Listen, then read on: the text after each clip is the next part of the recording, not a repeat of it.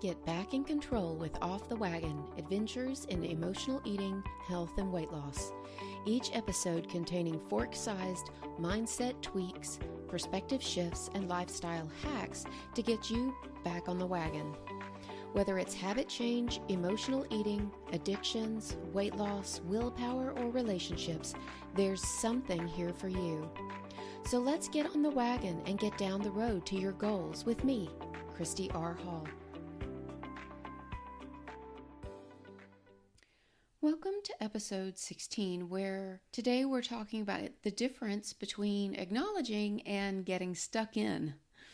For the past couple of weeks, we've been talking about how to manage our feelings and emotions on the podcast, and I'm getting some great feedback and questions. And a lot of you have contacted me saying, "Hey, Christy, I'm totally acknowledging where I'm at, and I'm still stuck." You're saying to yourself, "Yes, I'm struggling with food today. Yes, I'm struggling with my body image today." But that's not helping because in the end, yes, I'm eating my feelings today. And it can seem like a struggle. And I'm reminded of a movie my husband watches quite a bit called The Big Lebowski. And in it, the stranger, as played by Sam Shepard, says in a very strong Southern drawl, "Sometimes you eat the bear, and sometimes the bear eats you." And the phrase's general meaning is that you win some and you lose some. There are good days and bad days.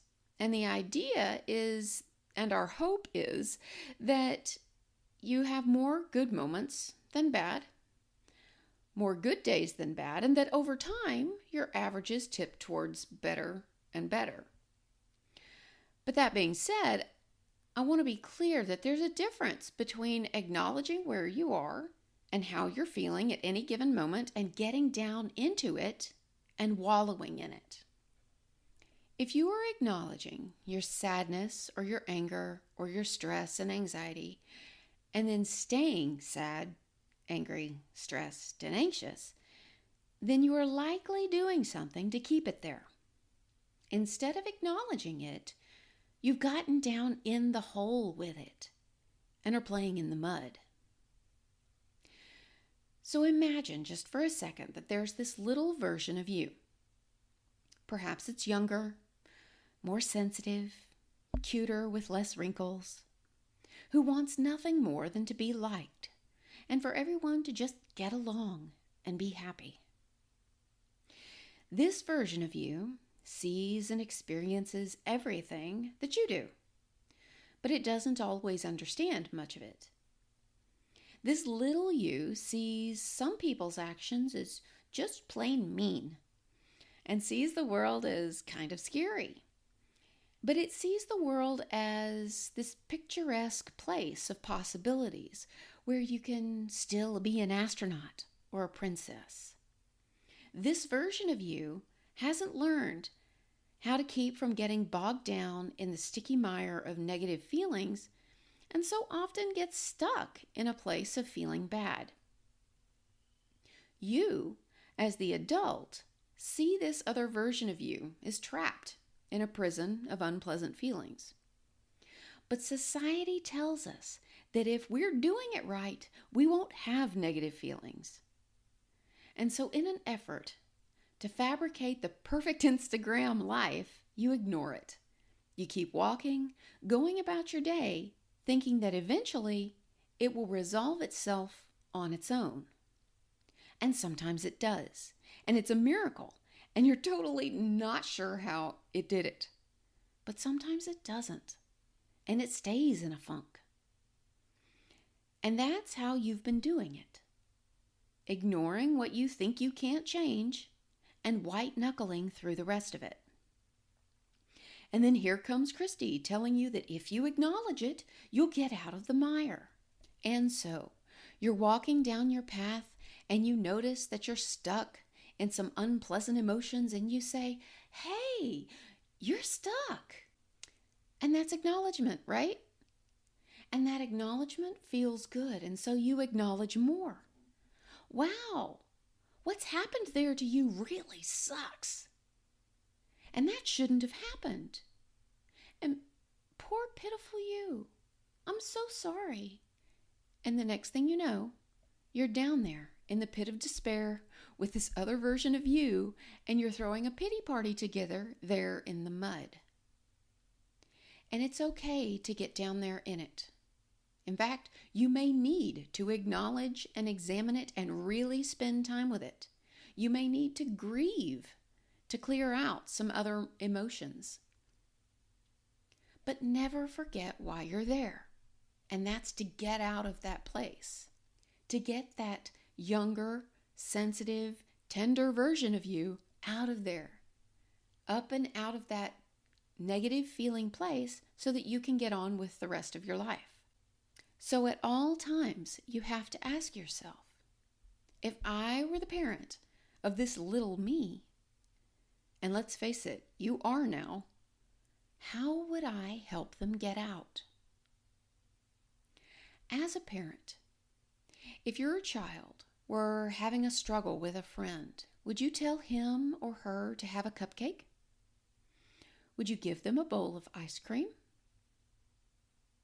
Now, if you are a parent and you have done that, I want you to give yourself a break, because you may not have realized that you knew any better. And starting today, you can do something different. So you brainstorm. What would you tell your child to do? Is that an appropriate response to what you're experiencing right now? As an example, one client of mine found herself doing really well with her plan until about 3 o'clock in the afternoon. And then she would find herself going back to the kitchen, scouring over the cabinets and shelves for something to eat, even though she wasn't hungry. How this parenting exercise would work is she would sit herself down and say, "Hey, I see you're going to the kitchen an awful lot. What's going on there? Are you still hungry?" And she would likely answer no. So then she would dig deeper. Then why are you in there?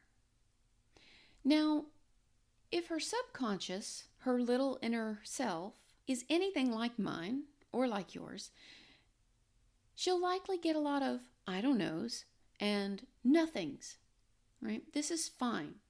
And when you think about it, it's typical behavior for a child who hasn't fully thought about it.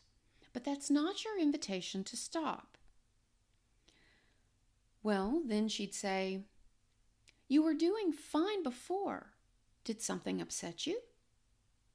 And her inner self will likely say no. And so then she would ask, "So what happened?" The idea here is to get a little detailed. I mean, don't torture yourself, but realize that the devil is in the details. And then her inner self may say something like, "I was bored." But bored is a surface answer. So she would dive a little bit deeper, because this is where the healing lies. Questions she might ask herself are, what's wrong with being bored? What's so bad about having no more chores to do, or no more books to read, or no more games to play? Or what bad things happen if you have nothing to do? When you get down to this level, you may be dealing with a pattern, program, or behavior that was created when you were a child in response to your caregivers. You may find that adults scolded you or called you lazy, or even punished you for having nothing to do. There are tons of proverbs from the time of our parents, our grandparents, and beyond to help tell us that there was always more to do, and good and honorable people worked from sun up to sundown doing chores. And this may be a system you were brought up with. Or you may have developed it on your own, learning that slacking off or resting earned you a second place at the science fair, or a B on a test, or deciding that the one afternoon you took off work is why you didn't get that raise you asked for. Now, if you listened to last week's episode, then you know that those meanings may not necessarily be true. But for our purposes of uncovering, detecting, and sleuthing out the root cause for afternoon eating, they may be valid. The idea here is to keep digging, be curious, and don't accept the surface answer. Your subconscious mind knows you better than anyone, and it knows all the right things to say to throw you off the trail. All the words and phrases to make you think it gave you the real answer when it didn't. And it's not that your mind is trying to be deceptive. It's trying to protect you. From death, sure, but also from pain and change. Because as much as your current life may hurt, your brain likes samey same. Samey same, even when it sucks, is predictable and thus survivable. Change? Well, that's an unknown. And for the mind, the unknown is like insta-death. I know it sounds easy when I say it, and it's not in practice. But so many people don't even know where the problem comes from, and so they get stuck trying to get themselves out of it. But the thing is, when you finally do dig it up, then you know where it came from. You then understand that rule, pattern, or program that you're operating under. But because you're now the parent of you, you get to decide whether those rules continue to be your rules. Those standards continue to be your standards. You get to sit yourself down at the kitchen table of life and do a little reparenting. What would you tell your child that kept going to the fridge or to the pantry? Would you say, well, I know you're not hungry, but eat some broccoli. At least that's not fattening.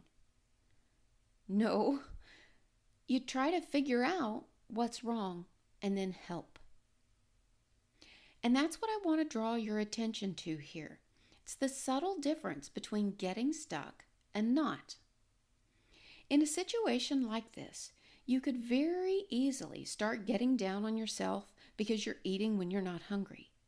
You could start talking mean and nasty to yourself, calling yourself all sorts of names, making yourself feel worse. But that would be getting down into it and getting stuck. When you separate yourself from this aspect of you that's emotionally eating, when you stay objective about it, taking the role of a loving parent or caregiver towards yourself, you are in a prime position to help yourself out of it. You are the best possible person to help you craft creative solutions to your problems. And this idea of speaking to yourself like a loving parent is a really good one.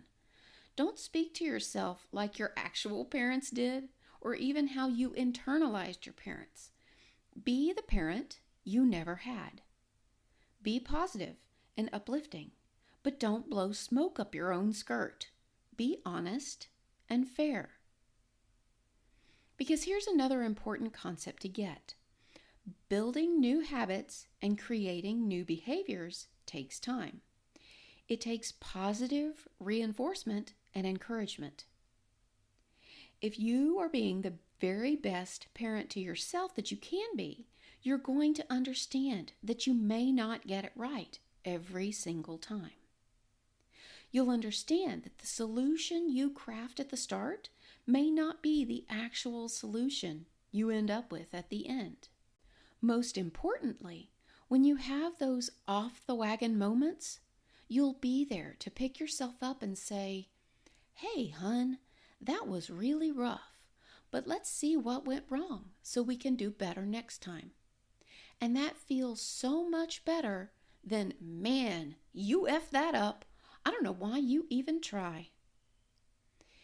Being a friend, parent, or helpful companion to yourself is better than being a dick to yourself. And this is the difference between acknowledging your situation and your emotions and working to get yourself out and pounding yourself into the dirt so you feel like you can't get out. So I hope that clears up the difference between acknowledging your emotions and your situation and getting stuck down in your emotional quagmire. I really like this reparenting concept. Of course, it's not mine. It's been in the psychology circles for years. but it resonates with me a little more than trying to be a friend to myself, which always seemed strange or foreign. This idea of trying to be a good parent to yourself may be especially helpful if the younger version of you, or the inner child, is particularly young. If your younger version is older, then a friend or a grandparent or even a teacher may work equally well. It doesn't really matter which role you choose. What matters most is that you step up and out of the situation and look at it as a third-party observer without so much invested emotional interest. If you have any questions about this technique or are looking for angles for attacking your own issues, feel free to reach out to me on Facebook at fb.me/Coach Christy R. Hall or on my website, www.christyrhall.com. Thanks for listening, and I'll talk to you soon.